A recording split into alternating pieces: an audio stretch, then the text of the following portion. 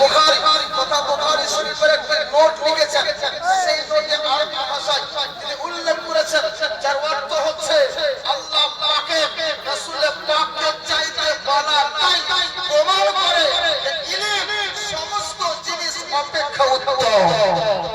ইলম সমস্ত জিনিস থেকে উত্তম। আজকে আমরা এই ইলম বুঝি না, ইলমের গুরুত্ব জানি না, ইলমের মহত্ব বুঝি না, ইলম অর্জন করতে হবে তাও আমাদের মাথায় আসে না।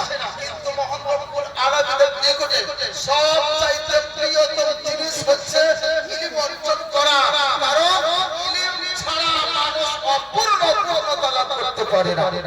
কারণ হযরতে ইবনে মুবারক রাহমাতুল্লাহ আলাইহি জিজ্ঞাসা করেছিল, মানে নাস, বাস্তব মানুষ কারা? তিনি বলেছিলেন আল উলামা।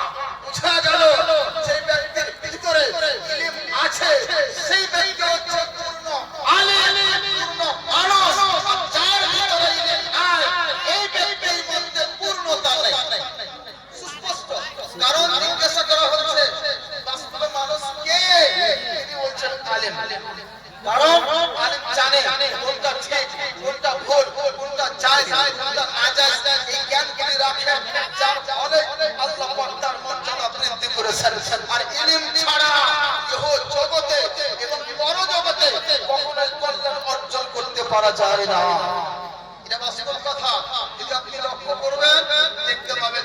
এই জন্য ব্রাদার আমি বলতে চাই যে ইলম অর্জন করা নামাজ অপেক্ষা উত্তম, ইলম অর্জন করা রোজা অপেক্ষা উত্তম, ইলম অর্জন করা নফল নামাজ অপেক্ষা উত্তম, ইলম অর্জন করা তেলাওয়াত কোরআন অপেক্ষা উত্তম, ইলম জ্ঞান অর্জন করা সমস্ত ইবাদত অপেক্ষা উত্তম।